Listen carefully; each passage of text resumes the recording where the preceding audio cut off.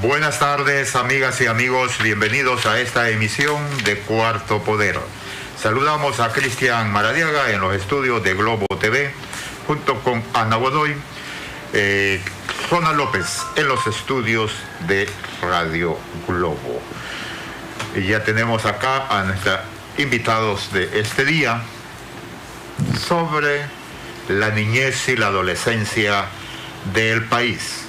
La niñez y la adolescencia es el presente y nos preguntamos qué atención le estamos brindando en una sociedad fracasada, cooptada por la criminalidad, por el narcotráfico.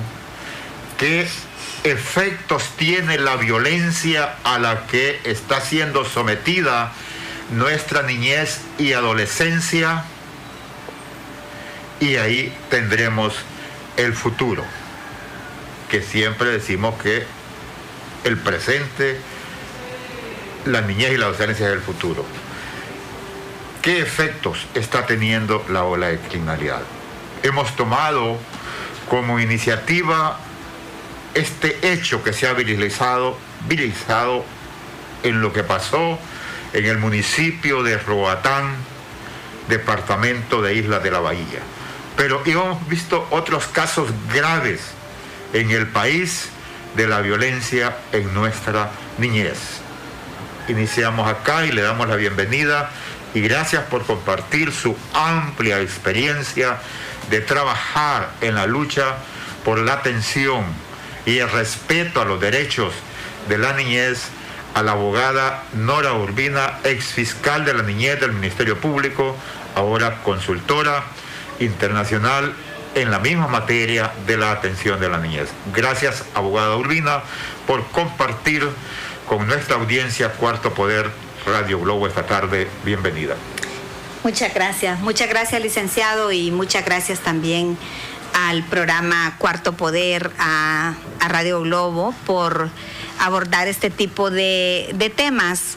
Realmente, como hablábamos en la antesala a este programa, la niñez y la adolescencia, que en realidad es un gran sector de la población hondureña, casi 1.300.000 niños de 5 a 17 años. Si tomamos en consideración los niños recién nacidos hasta los 5 años, que es la primera infancia, y los niños de 17 a 18 años, pues veremos de que ya estamos llegando casi a 2 millones de niños y niñas en Honduras. Creemos que es una gran justificación para poder en el país planificar, trabajar y ejecutar políticas que vayan en función de este sector de la población, y que, como muy bien lo dice usted, no solo son el futuro, sino que también son el presente. Es decir, en la medida que descuidamos a la niñez en el hoy, en esa medida mañana tendremos una sociedad mucho más fracasada, fragmentada, frustrada, porque si hoy tenemos una niñez que no se educa, una niñez que no protegemos de manera integral, lo más seguro es que en unos años tendremos una juventud, tendremos una adultez bastante conflictuada en Honduras. Definitivamente esa edad de los 0 a los 18 años, porque hasta 18 años, según el Código de la Niñez y la Convención sobre los Derechos del Niño, son niños y niñas. Es un gran sector de la población y vemos una institucionalidad que ha sido conformada para atender a la niñez. También vemos muchas organizaciones no gubernamentales que están al lado de la institucionalidad, al lado del gobierno también, buscando solución a los problemas. La violencia es un tema que no lo podemos dejar de menos. La violencia se da en 3 espacios. La violencia se da en el entorno familiar, la violencia se da en la escuela y la violencia también se da en los entornos comunitarios. Y estos son los 3 espacios donde los niños y las niñas permanecen. Cuando hablamos, por ejemplo, de la violencia en el hogar, vemos con mucha preocupación el incremento del abuso sexual a niñas y a niños. Estos últimos días hemos estado viendo con muchísima alarma que muchas niñas que han sido violadas son niñas que después fueron asesinadas y que fueron sacadas de su entorno familiar o fueron violadas y asesinadas por el mismo familiar que tenía la obligación, el deber de proteger a esa niña o a ese niño. Solo la Fiscalía de la Niñez en lo que va de este año ha conocido solo en Tegucigalpa, y son 18 departamentos, muchísimas regiones donde hay fiscalía a nivel nacional, y solo en Tegucigalpa la Fiscalía de la Niñez ha recibido 200 denuncias por abuso sexual a niños y a niñas, ha obtenido 98 sentencias a personas acusadas por violación o por abusos sexuales a niños y a niñas. Entonces, eso nos da realmente una idea de cómo está el tema de la violencia en el entorno familiar y cómo el abuso sexual tiene unas estadísticas bastante preocupantes. Y luego la violencia en las escuelas, que es justamente lo que estamos viendo en este caso de Islas de la Bahía, cómo se da violencia entre los pares, los mismos jóvenes, unos que estudian en un centro y otros que estudian en otro centro educativo. Cómo las autoridades escolares no han podido permear a estos jóvenes de valores, de principios que les haga verse realmente como lo que son, como personas que están apostándole al desarrollo, apostándole a la educación, y que las competencias más bien sean competencias en fútbol, competencias en tocar instrumentos musicales, competencias, digamos, sobre conocimiento en matemáticas, pero no riñas, no pleitos. Eso pasa por tener autoridades en estos centros educativos que promuevan esos liderazgos buenos, esos liderazgos positivos en los centros educativos. Imagínense, si sumamos a que son jóvenes que pueden venir de entornos familiares violentos y llegan a un centro educativo donde tampoco se trabajan esos liderazgos positivos, entonces es cuando vemos estos problemas de riña, de pleitos entre jóvenes de un centro educativo y otro centro educativo, o inclusive en el mismo centro. Vemos lo que le llamamos bullying o el acoso escolar, que es una problemática bastante fuerte también en los centros educativos, donde hay niños que son agresores, que agreden, que ofenden, que humillan a otros pares, a otros compañeros en el mismo centro educativo, y ahí pues las autoridades escolares están obligadas a identificar esos casos de bullying o de acoso escolar para ir poniendo remedios, ir poniendo un alto a ese tipo de violencia. Y la violencia en la comunidad, que una de las más comunes es, por ejemplo, la violencia que ejercen los grupos criminales. Cuando hay grupos criminales que obligan a los jóvenes a participar en actividades delictivas, que los amenazan, que los intimidan y que a veces son parte de algunos procesos delictivos cuando van a dejar el papelito para la extorsión. Pero en muchos de esos casos, los niños, los adolescentes han sido obligados, han sido intimidados justamente por esa influencia que ejercen los grupos criminales en las comunidades. Amigas y amigos, conversamos esta tarde la niñez y la adolescencia, el presente y los efectos de la sociedad fracasada, cooptada por la criminalidad, narcotráfico, qué efectos tiene en nuestra sociedad, y ahí estaremos viendo el futuro. los efectos del trato que se le da a la niñez y a la adolescencia en este momento, ese será el futuro.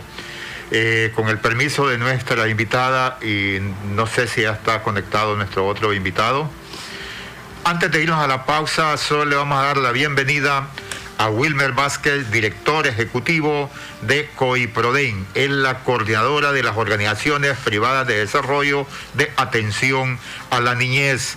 Y Wilmer también es psicólogo. Buenas tardes, Wilmer. Gracias por compartir con la audiencia de Cuarto Poder Radio Globo.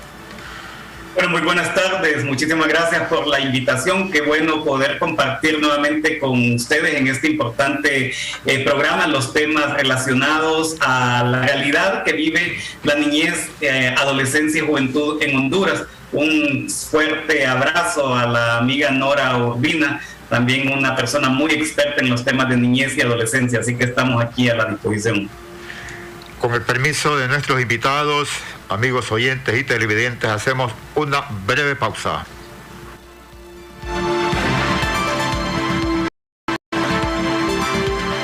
Claro Hogar. Conoce la nueva forma de ver televisión con Claro TV. Disfrútalo desde cualquier dispositivo por solo $45, que incluye internet de 50 megas, 2 cajas digitales más canales HD, llamadas ilimitadas a la red Claro, Paramount más Claro Video y 2 meses gratis de HBO Max. Contrátalo ya en tiendas Claro o llamando al 2205-3333. ¡Claro que sí!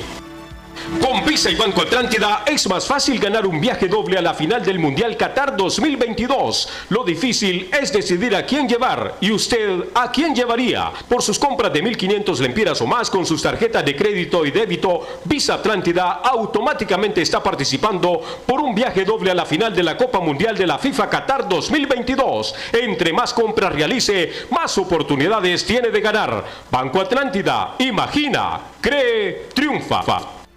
Llega la nueva forma de ver televisión con Claro TV, donde vos tenés el control para ver lo que querás, en la pantalla que querás y a la hora que querás verlo. Conectate desde cualquier dispositivo y mira tu programación favorita ahora también desde tu computadora, tablet o smartphone. Disfrútalo por $45 al mes. Además incluye internet residencial de 50 megas, 2 cajas digitales más canales HD, llamadas ilimitadas a la red Claro, Claro Video, Paramount Plus y 2 meses gratis de HBO Max. Contratalo ya. ¡Claro que sí! Feria Virtual Atlántida. Solicita tu préstamo hoy. Llegó la Feria Virtual Atlántida. Ingresa a bancatlán.hn, completa tu solicitud de préstamo desde donde estés y recibe tasas y beneficios preferenciales. En préstamo de vivienda desde 4%, vehículo desde 8.99%, personal hipotecario desde 11% y personal desde 17%. Hazlo tú mismo, de forma fácil y rápida, sin necesidad de ir al banco. Banco Atlántida. Imagina, cree, triunfa. Si ganas un viaje doble a la final del Mundial Qatar 2022, ¿a quién llevarías? Yo debería ir contigo para traducirte. Marhaba, shukran, mal salama. Yo debería ir contigo para grabar todo tu viaje y que lo recuerdes siempre. ¿Y tú? ¿A quién llevarías? Por cada compra de 1.500 lempiras o más con tus tarjetas de crédito y débito Visa Atlántida, participas en el sorteo de un viaje doble a la final del Mundial. Gracias a Visa. Banco Atlántida. Imagina, cree, triunfa.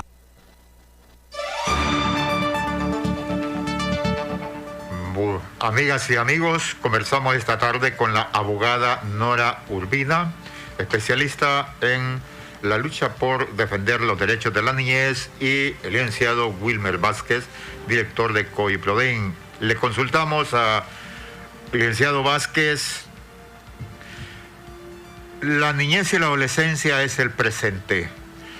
¿Qué atención le estamos brindando a su estado emocional en esta sociedad cooptada por la criminalidad, el narcotráfico, que genera violencia, y los efectos que tendrá en la niñez, que es el futuro del país?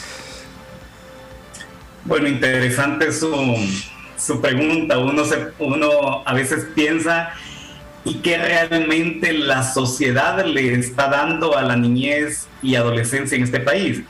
Si tomamos en cuenta que los problemas que se enfrentan en Honduras son problemas estructurales que afectan de manera directa a la realización de los derechos de las niñas y los niños en Honduras.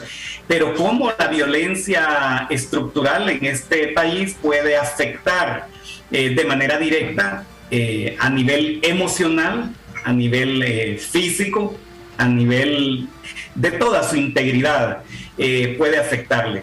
Y ahí es donde uno piensa hasta dónde existe un compromiso de parte de las autoridades, hasta dónde la sociedad como tal hemos estado conscientes de lo que en Honduras se está viviendo y hasta dónde hemos sido cómplices para tener los indicadores que nosotros hoy tenemos. En un contexto donde se les ha negado todas las posibilidades de poder crecer con todos sus derechos fundamentales asegurados, desde salud, educación, seguridad social, seguridad ciudadana, espacios recreativos, en comunidades donde se pueda vivir en armonía, en familias con una estabilidad mínima pero necesaria, por lo menos con empleos dignos, con salarios dignos, con sus necesidades satisfechas. Y cuando nosotros no vemos eso, y que hoy podemos decir que el 75% de la población hondureña se encuentra en condición de pobreza y más del 40% en pobreza extrema y exclusión social, y si a esto le sumamos que Honduras es un país eminentemente joven, casi el 50% de la población son menores de 18 años, más del 70% de la población son menores de 30 años, ¿y qué es lo que nosotros les estamos heredando? ¿Qué es lo que la sociedad ha hecho? ¿Y cómo nosotros les estamos afectando a ellos emocionalmente? ¿Qué les estamos enseñando? Y alguien por ahí contaba una historia le preguntaron a un niño qué quería hacer él cuando estuviera grande. Y él decía que lo que él quería hacer era narco.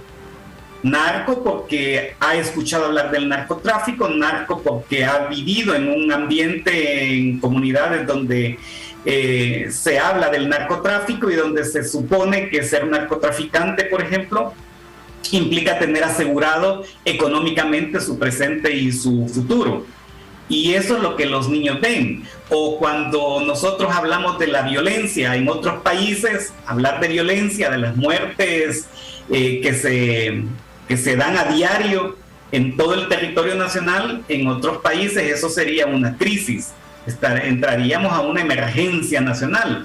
Aquí se ha normalizado los niveles de violencia, los asaltos, la corrupción, el narcotráfico, la inseguridad en general que se vive en el país. ¿Y cómo entonces están creciendo las niñas y los niños en Honduras? ¿Crecen con miedo? ¿Están creciendo viendo todo este fenómeno que estamos teniendo en el país como algo normal? Es como si nos preguntáramos los niños que nacieron en estos últimos 2 años y que desde que nacieron, vieron a los adultos con una mascarilla. Ellos van a crecer, ¿cómo? Pensando que la mascarilla es lo normal usarlo, por ejemplo, y fue así. Es como cuando hablamos de la tecnología, como los adolescentes y los jóvenes que han crecido ahora en medio de la tecnología tienen mayores capacidades en ese sentido, más que nosotros los adultos.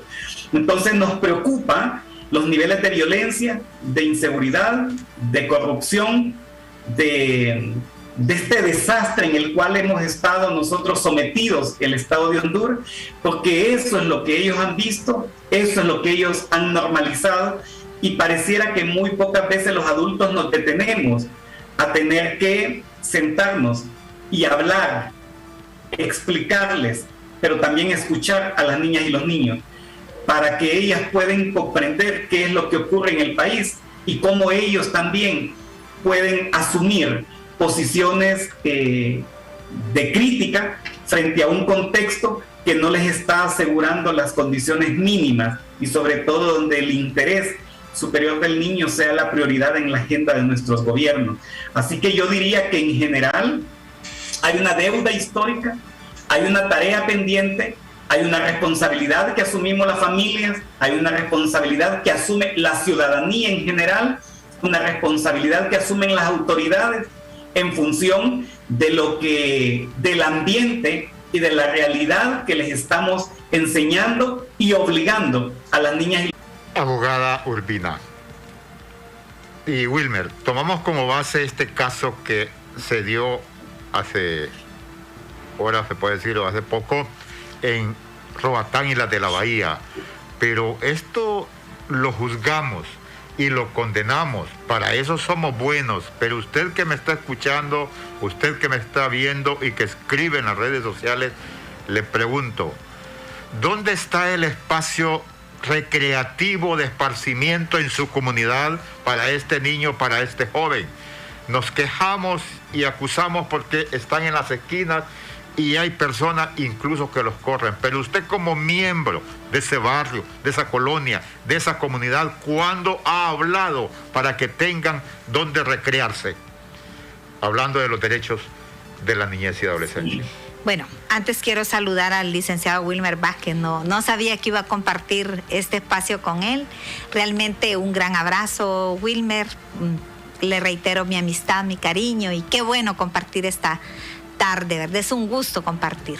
Bueno, respecto a ese caso de Islas de la Bahía, quizá la mirada de la sociedad, la mirada de las autoridades educativas es diferente a la mirada que pueda tener, por ejemplo, el licenciado Wilmer Vázquez o que pueda tener yo, porque la verdad es que sí hay mucha tendencia a juzgar y a decir, bueno, hay que imponerles un castigo. De hecho, leí en el video, en la noticia, que uno de los directores o alguien de uno de los centros educativos dijo que se iba a aplicar un castigo. Yo creo que el abordaje debe ser diferente, debe ser hablar con los jóvenes, escuchar a los jóvenes, ver realmente de dónde, cuál es el motivo, cuál es la causa para haber llegado a los golpes, haber llegado a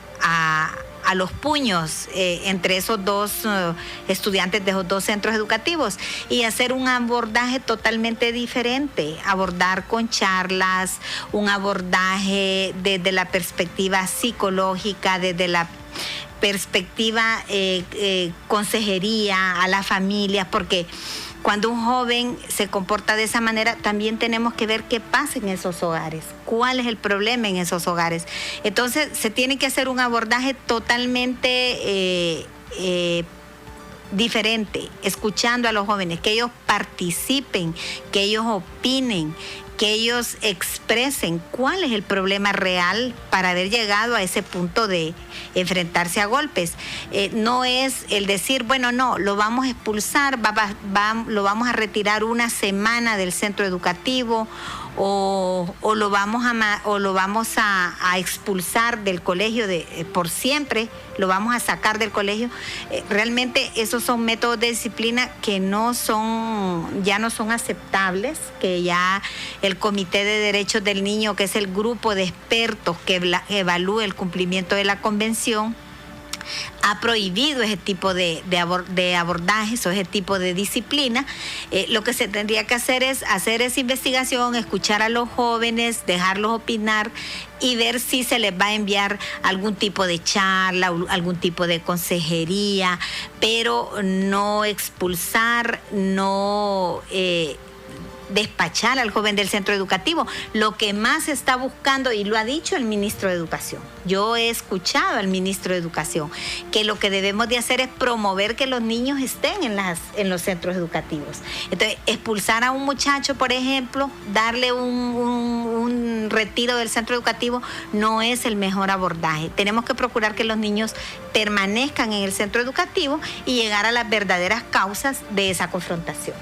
Wilmer, las medidas coercitivas que se plantean, y como le digo, en las redes y cuando uno escucha a las personas, juzgan y condenan, pero no piensan en qué oportunidad para el esparcimiento, para la recreación, para que liberen esa energía y que socialicen entre sí en una sociedad, reiteramos, cooptada por la criminalidad y influida por la violencia. Bueno, es que en Honduras ha sido mucho más fácil para las autoridades, particularmente los legisladores, fíjese usted, ver a las víctimas de un sistema como los victimarios más bien. y lejos de ver qué oportunidades, qué posibilidades, qué espacios, cómo podemos integrarles, cómo podemos protegerles, hacemos totalmente lo contrario. Y eso parte desde la distribución del presupuesto general de la República, a veces desde las decisiones que se tomen al más alto nivel, y eso baja hasta los centros educativos, puede estar dentro de las comunidades. Yo creo que aquí es donde es importante siempre el trabajo que debe de existir de coordinación interinstitucional.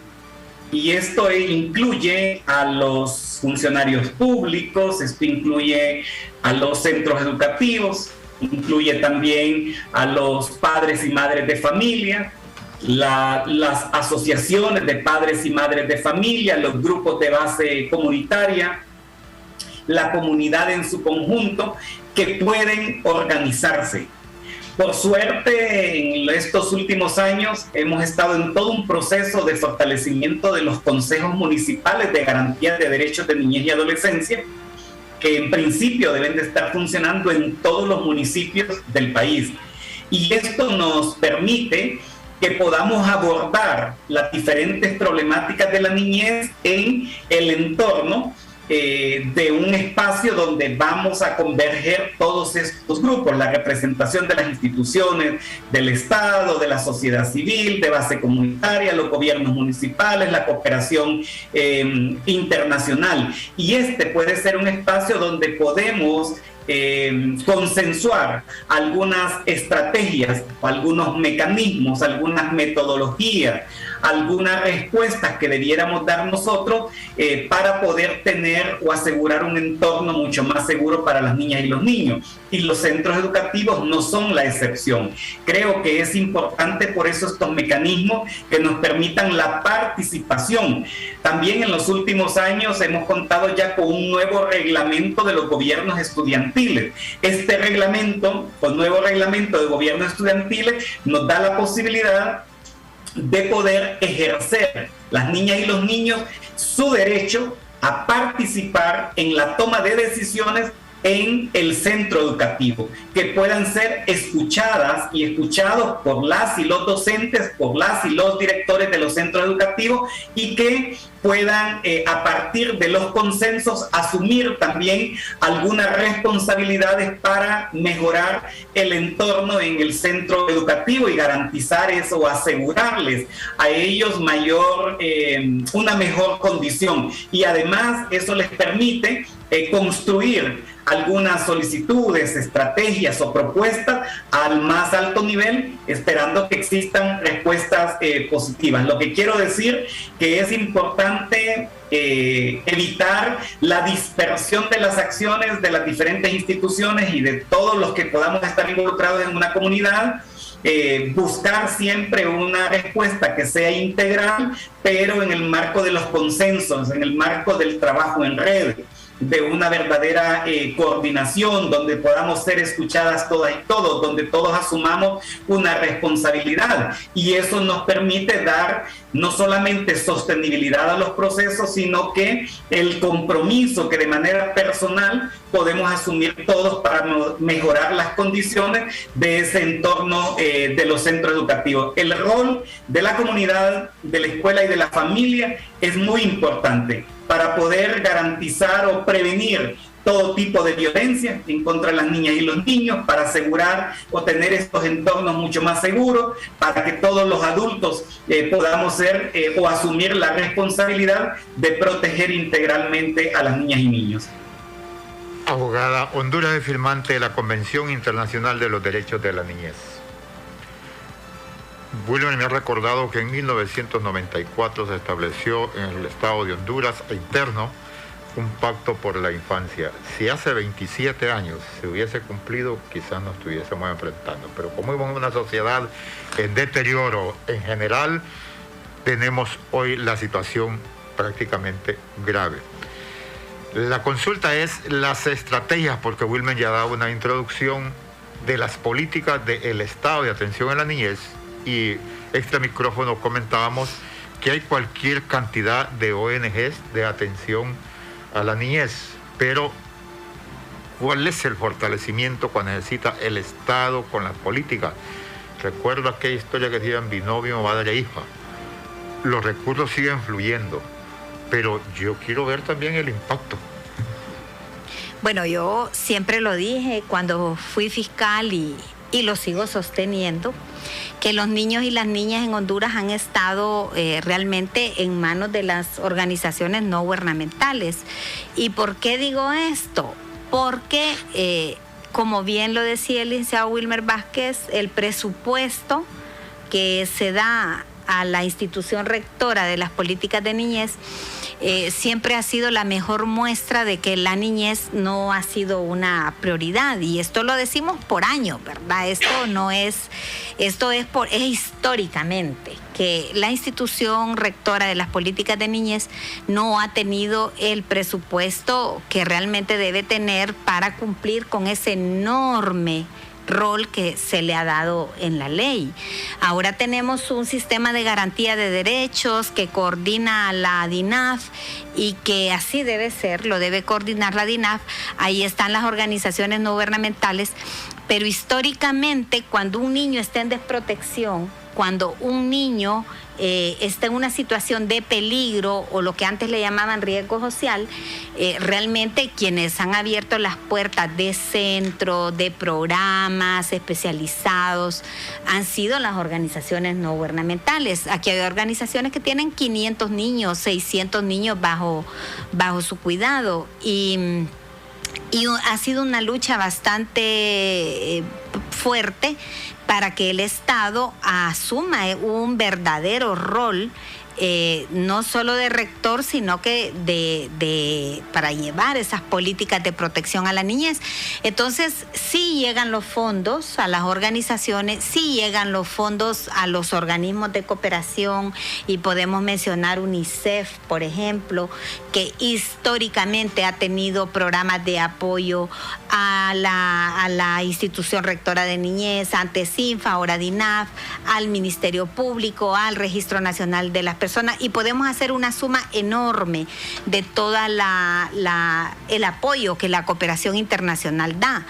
Pero al final de cuentas, como muy bien también lo establecía el licenciado Wilmer, esa coordinación no es la mejor, no se desarrolla de la mejor manera, y entonces se produce un desperdicio de recursos, se produce una pérdida de recursos o un doble esfuerzo que hace que de alguna manera pues no sean lo mejor aprovechados esos recursos. Entonces es necesario que se ponga la mirada en esa institución rectora de niñez. Ahora mismo estamos viendo en la pantalla lo que ustedes nos están pasando, videos de niños trabajando a muy corta edad, limpiando vidrio, vendiendo cacahuates, confites. Eso es trabajo infantil, y cuando nos vamos a la Secretaría del Trabajo dicen, no, es que en las empresas no hay niños trabajando.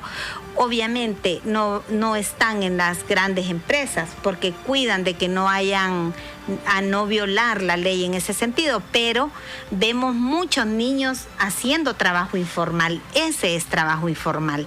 Son los niños que son niños agricultores, que desde temprano están en fincas o cortando café, niños que andan en los mercados salando bultos.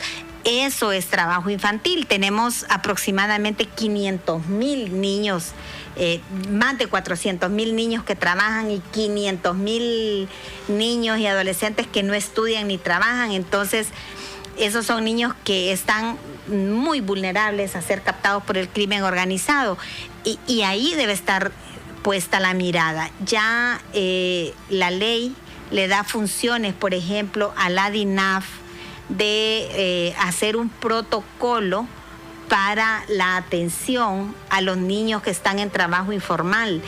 Hay muchísimos niños en trabajo informal, que son esos justamente que ustedes nos han pasado ahorita por la pantalla, Y a veces cuando pasamos por un semáforo, pasamos por allá, por una caseta de peaje, allá por Yohoa, vemos niños ahí y nos sentimos un poco impotentes porque decimos, pero es que no deben estar ahí.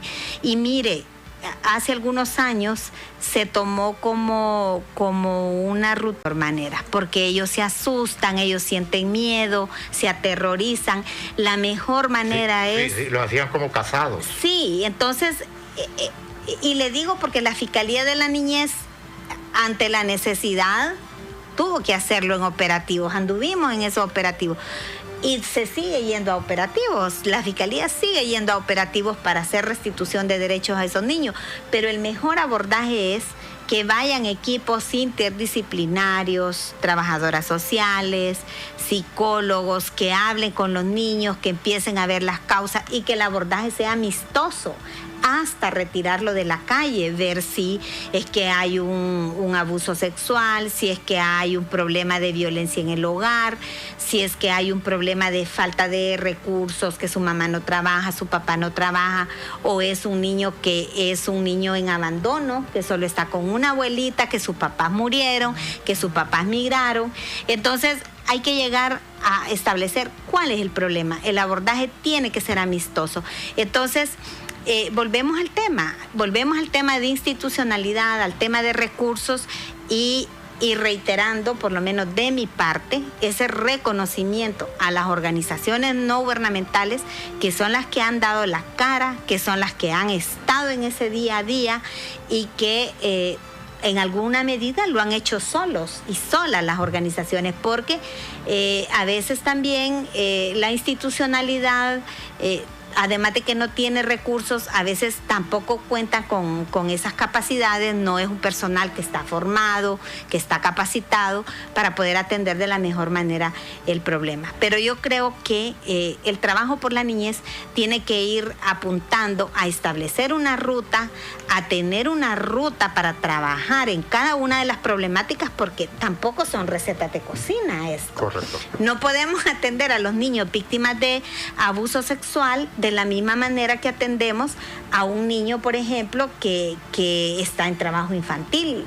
Tienen que ser programas diferenciados, tiene que ser personal especializado para cada uno de los temas, porque los abordajes, los programas son diferentes y vemos diversas problemáticas. Por ejemplo, vemos el tema de la migración, que hay... Allí vamos.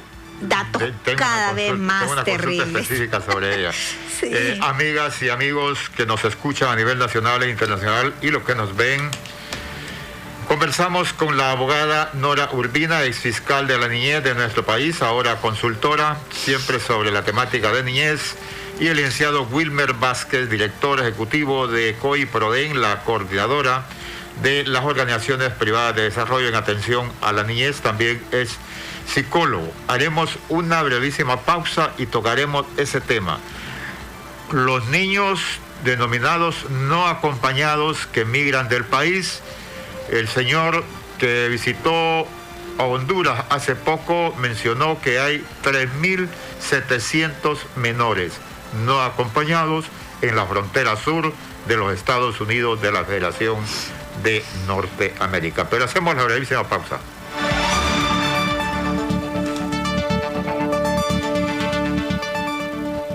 Claro Prepago. Rompe los límites con un nuevo smartphone desde 1.149 que incluye 5 GB de internet, 150 minutos a todas las redes y Facebook más WhatsApp ilimitado. Adquirilo ya en tiendas en línea.claro.com.hn y rompe todos tus límites con la red móvil más rápida de Honduras. ¡Claro que sí! Con Visa y Banco Atlántida es más fácil ganar un viaje doble a la final del Mundial Qatar 2022. Lo difícil es decidir a quién llevar. ¿Y usted a quién llevaría? Por sus compras de 1.500 lempiras o más con sus tarjetas de crédito y débito, Visa Atlántida automáticamente está participando por un viaje doble a la final de la Copa Mundial de la FIFA Qatar 2022. Entre más compras realice, más oportunidades tiene de ganar. Banco Atlántida, imagina, cree, triunfa. Rompe los límites con más velocidad, más internet y mejor tecnología con un nuevo smartphone Claro desde 1.149 lempiras, que incluye 5 GB de internet, 150 minutos a todas las redes y Facebook, más WhatsApp ilimitados. Adquirilo ya ingresando a tiendaenlinea.claro.com.hn y rompe todos tus límites con la red móvil más rápida de Honduras. ¡Claro que sí! Feria Virtual Atlántida. Solicita tu préstamo hoy. Llegó la Feria Virtual Atlántida. Ingresa a bancatlán.hn, completa tu solicitud de préstamo desde donde estés y recibe tasas y beneficios preferenciales. En préstamo de vivienda desde 4%, vehículo desde 8.99%, personal hipotecario desde 11% y personal desde 17%. Hazlo tú mismo, de forma fácil y rápida, sin necesidad de ir al banco. Banco Atlántida. Imagina, cree, triunfa. Si ganas un viaje doble a la final del Mundial Qatar 2022, ¿a quién llevarías? Yo debería ir contigo para traducirte. Marhaba, shukran, mal salama. Yo debería ir contigo para grabar todo tu viaje y que lo recuerdes siempre. ¿Y tú? ¿A quién llevarías? Por cada compra de 1.500 lempiras o más con tus tarjetas de crédito y débito Visa Atlántida, participas en el sorteo de un viaje doble a la final del Mundial. Gracias a Visa. Banco Atlántida. Imagina, cree, triunfa.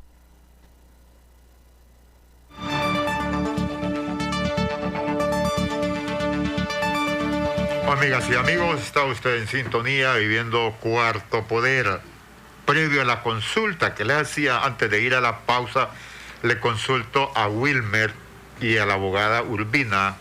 ¿Se mantiene esa parte legal que el negocio de la lotería en el país, los recursos están destinados a la atención de la niñez o ahora se pueden gastar en cualquier otra cosa?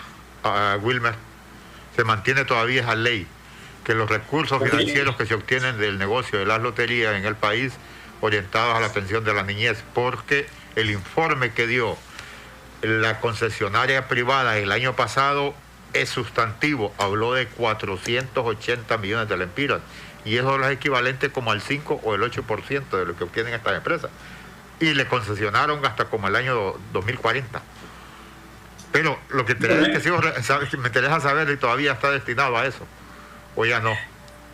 Pues no estoy tan actualizado, le voy a decir, porque en principio el Patronato Nacional de la Infancia fue creado precisamente como un mecanismo a través del cual se iban a poder tener estos recursos que servirían precisamente para poder atender a la niñez y adolescencia en el país. Sin embargo, en estos últimos años también hemos sido testigos del desfalco de esta institución y la utilización de estos recursos para otros propósitos, incluyendo también el tema de la corrupción. En principio se supone que hay una partida presupuestaria que debe de salir de estos fondos y que están destinados en este caso a la Dirección de Niñez, Adolescencia y Familia y también al Instituto Nacional de Menores Infractores.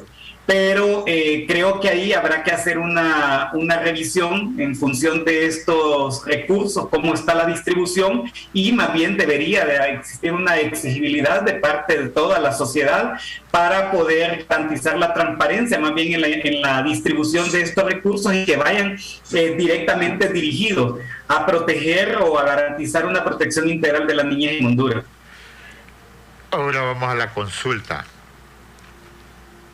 El señor jefe de seguridad de los Estados Unidos, señor Mayorga, que visitó el país, informó que hay 3.700 niños no acompañados en la frontera sur de los Estados Unidos. ¿Cómo podemos describir este fenómeno? Porque el niño ya después de unos 10 años puede agarrar camino solo, pero menor a esa edad es muy difícil que se le ocurra decir voy a para los Estados Unidos. Sabemos que tiene que ver la reubicación familiar, que la mamá, el papá, el abuelo, la abuela los mandan a traer, pero van solos. Sí, van solos porque el niño no acompañado es el niño que no va con sus padres o que no va con un familiar. Ese es el niño no acompañado. O sea, si va en manos de un coyote, el niño es un niño en realidad no acompañado, porque ya en la ruta, en el momento que el coyote se ve descubierto, el coyote deja tirado al niño y el coyote se va, ¿verdad?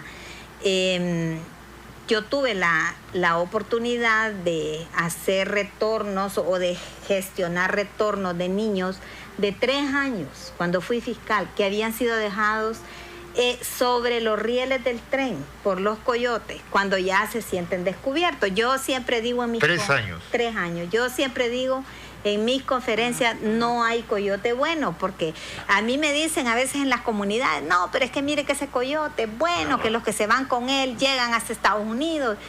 La verdad es que, y eso es un traficante, eso es un delito que tiene una pena bastante alta.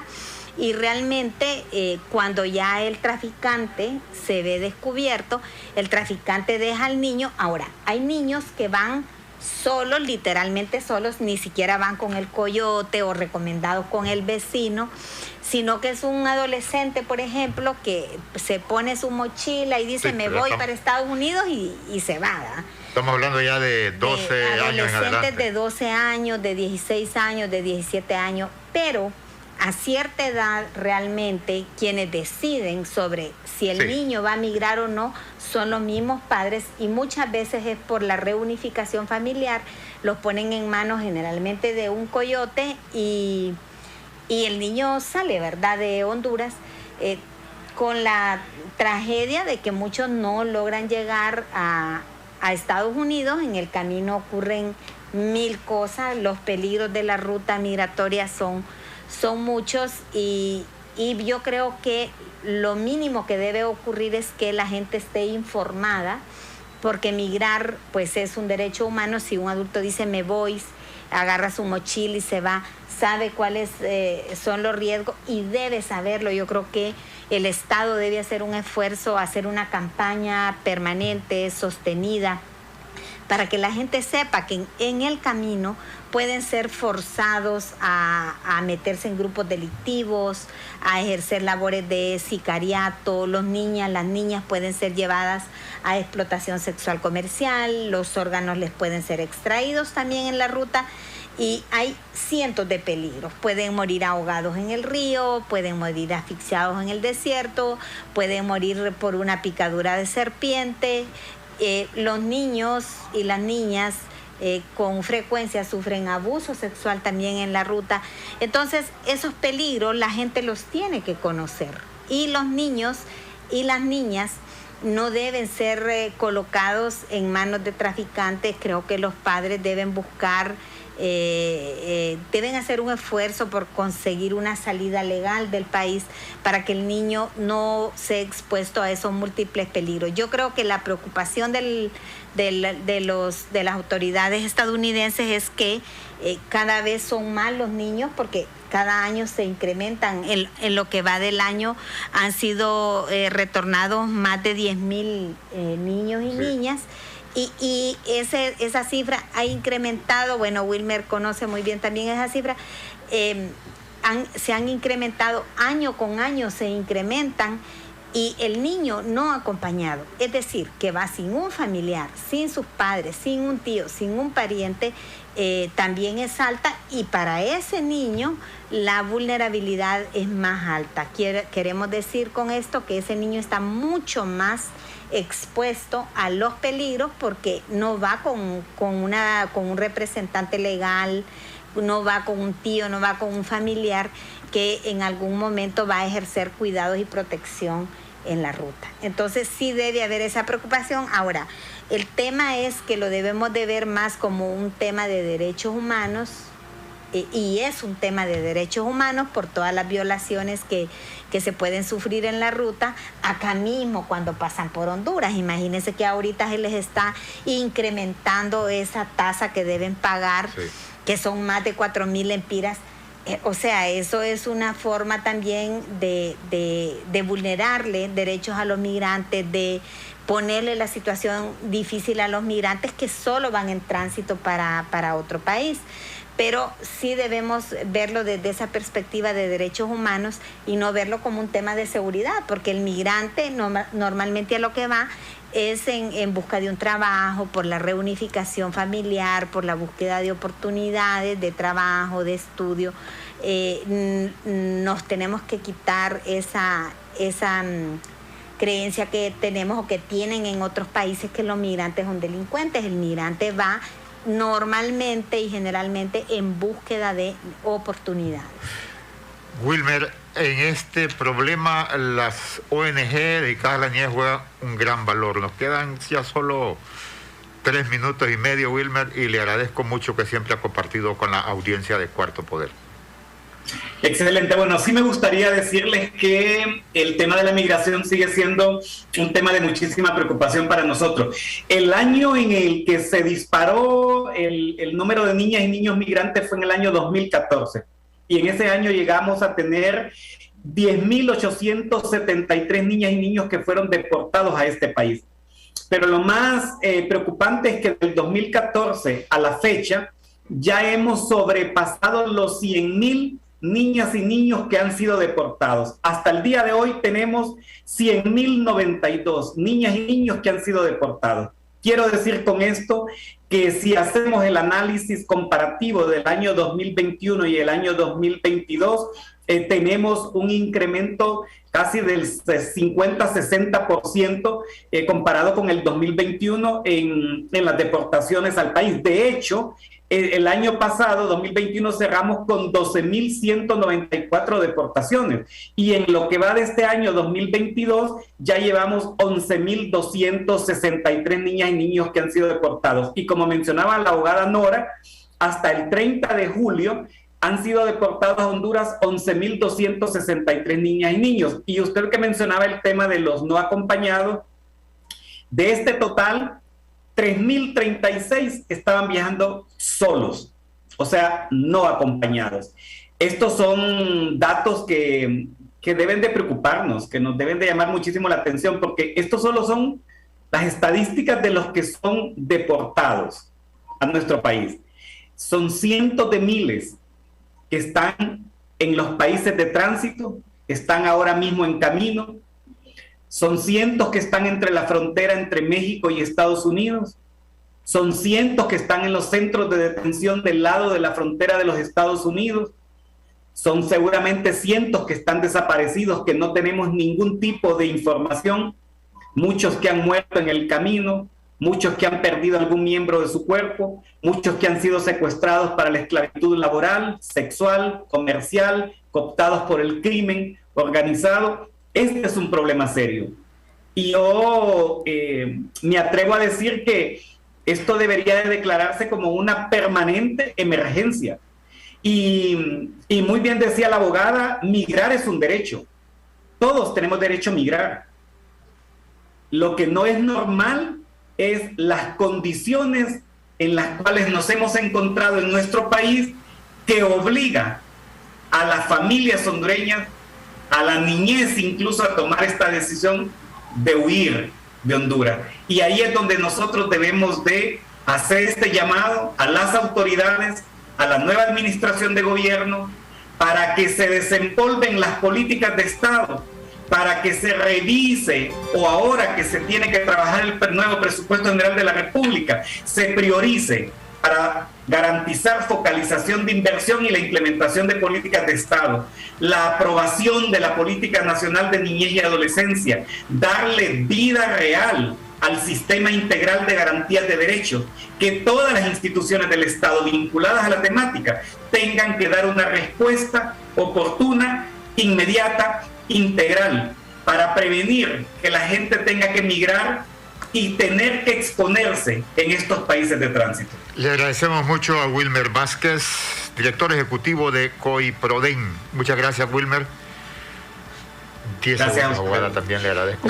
Yo más agradecerles a ustedes la invitación. Creo que se puede hablar muchísimo de el tema de niñez, pero sí creo que tenemos que seguir hablando sobre la violencia hacia la niñez. Creo que es urgente tomar medidas y aquí debemos trabajar todos, las organizaciones de sociedad civil, las instituciones del Estado. Así es que dejo esa recomendación, ¿verdad? Que sigamos abordando este tema de la violencia hacia la niñez, todo tipo de violencia, para poder tener una niñez donde sus derechos estén garantizados. Muchas gracias. Y usted que nos está viendo, al igual que su servidor, recuerde, la niñez y la adolescencia es el presente. pero qué oportunidad, qué atención le estamos brindando a los efectos que la violencia, la criminalidad está causando en ellos. Ese será el futuro que tendremos. Buenas tardes.